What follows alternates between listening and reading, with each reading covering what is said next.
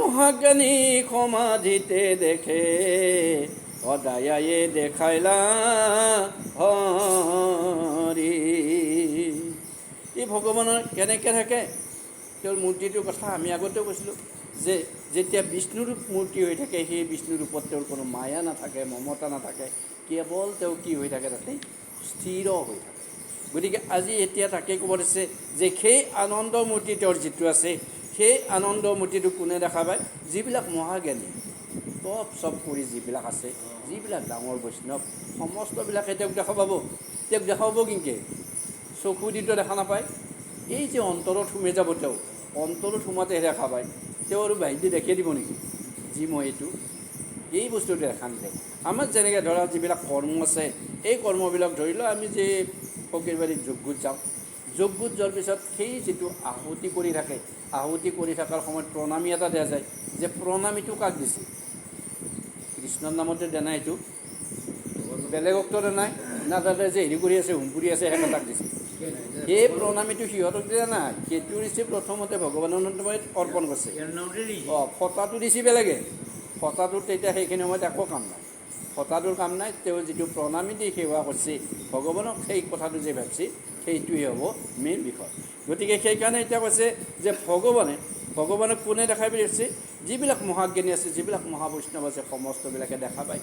দেখা পায় মানে কেনেকৈ দেখা পায়? এতিয়া সি দেখাই দিয়ে। আজি যেনেকৈ এতিয়া অলপ পিছতে দেখা দিব, তেওঁ সকলোকে দেখাব নহয় এই ৰূপটো।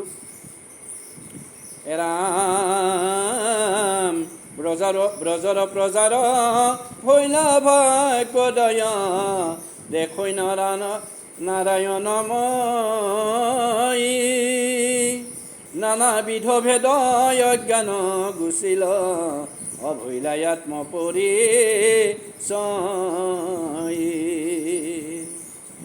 যে কি হ'ল?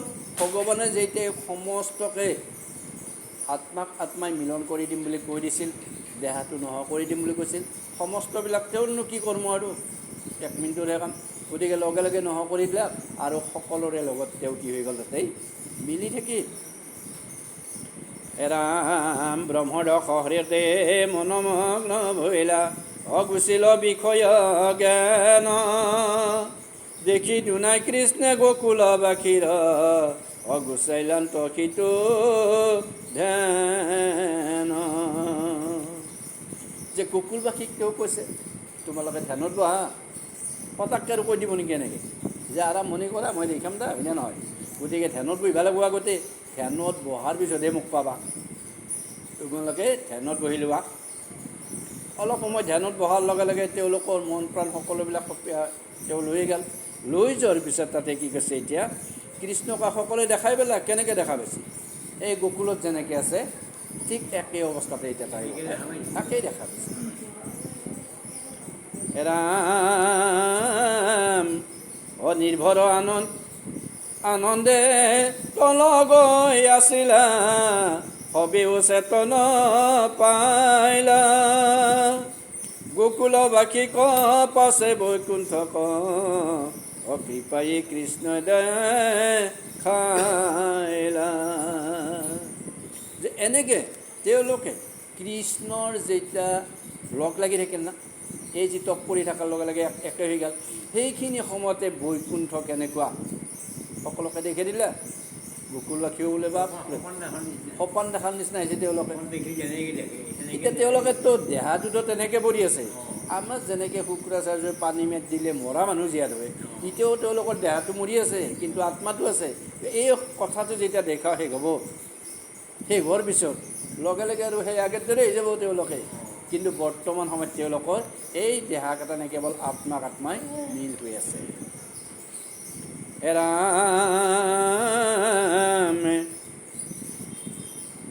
অসূৰ্য সমজলৈ অসংখ্য বিমান, অদেখাইলা কৃষ্ণে সাক্ষাৎ,